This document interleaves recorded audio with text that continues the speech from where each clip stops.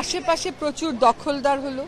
এই অবস্থা হলো কারণ বাংলাদেশের অন্যান্য জায়গার মতোই কেরানীগঞ্জ একটা অনেক ঘনবসতিপূর্ণ জায়গা হওয়া সত্ত্বেও এখানে বর্জ্য ব্যবস্থাপনা গড়ে ওঠেনি।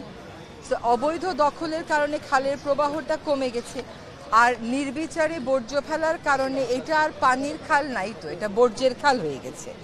এই জন্য আমরা এটাকে এবার খনন করে পানির প্রবাহ আনার উদ্যোগ নিয়েছি। এবং আপনারা শুনেছেন আজকে প্রকল্প উপস্থাপনায় যে প্রথমে খালটাকে খনন করা হবে না, প্রথমে অবৈধ দখলটাকে উচ্ছেদ করে খালের পাড়টাকে আগে বাধাই করা হবে, তারপরে খননে যাবে। কারণ যেই পরিমাণ প্লাস্টিক এবং অন্যান্য বর্জ্য এখানে আছে সেটার একটা সুষ্ঠু ব্যবস্থাপনা নিশ্চিত করতে হবে। আরেকটা কথা ছিল আপনাদের যে এটাতে আগেও একটা প্রকল্প গ্রহণ করা হয়েছে, আসলে সেই 1700 কোটি টাকার প্রকল্পটাকেই আমরা কেটে ছেটে এখন 317 কোটিতে এনেছি। তো 17.5 কোটি টাকা থেকে 3.17 এনেছি, কারণ প্রথম 317 কোটি টাকাতে এনেছি। তার মানে দেখেন কতটা খরচ আমরা কমিয়েছি। সানবিট সব দিবে সামাল। সানবিট ম্যাজিক প্রেস ডিশওয়াশিং এর মাথা ঘোরানো সলিউশন। কিন্তু এখানে একটা কথা আছে, এখানে আমাদের কিন্তু সকলের পয়ঃবর্জ্য গিয়ে পড়তেছে, বর্জ্য ব্যবস্থাপনার কোনো বিধান নাই। তো সেইগুলো আমরা পর্যায়ক্রমে ছোট ছোট প্রকল্প আকারে এখানে বাস্তবায়ন করব। আপাতত কেবল খাল কেন্দ্রিক খনন, খালের পার্ক করা, সবুজায়ন করা এবং বর্জ্যটা ব্যবস্থাপনা। আগের আমলে যে বাজেটটা ছিল সেখানে অনেক কম্পোনেন্ট ছিল, সেগুলোর অনেকটাই যে প্রয়োজন তা না, আবার সবটাই যে অপ্রয়োজন তা না।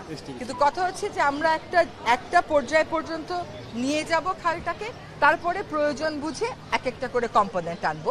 ফলে ওইখানে 1700 কোটি টাকার একটা প্রজেক্ট মনিটর করতে, ম্যানেজ করতেও কিন্তু কষ্ট হয়।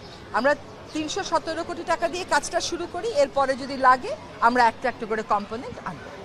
আপনারা বুড়িগঙ্গা আগের অবস্থায় থাকবে এই কনক্লুশনে কি আপনি যেতে পারেন বাংলাদেশের একজন নাগরিক হয়ে? বুড়িগঙ্গাকে অবশ্যই আমাদের বাঁচিয়ে তুলতে হবে। আমরা 1.5 বছরে বুড়িগঙ্গাটাকে বাঁচিয়ে ফেলতে পারবো?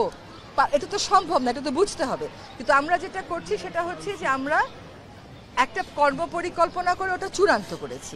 এখন বুড়িগঙ্গাতে সমস্যাটা অন্যান্য নদীর সমস্যার চাইতে অনেক বেশি জটিল।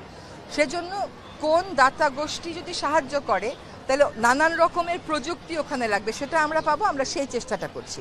আপনাদেরকে একটা খবর শুধু দিয়ে রাখি যে আমরা প্রকল্পটা চূড়ান্ত করে এটার প্রাথমিক একটা অনুমোদন নিয়েছি, কিন্তু প্রকল্পটা আমাদের সময় হয়তো শুরু করা যাবে না, কিন্তু আমরা কাজগুলো শেষ করে দিয়ে যাব, একটা পর্যায়ে এনে দিয়ে যাব, যাতে করে আসল নদী রক্ষার কাজটা পরবর্তী সরকার এসে ওই প্রকল্পের ভিত্তিতে করতে পারে।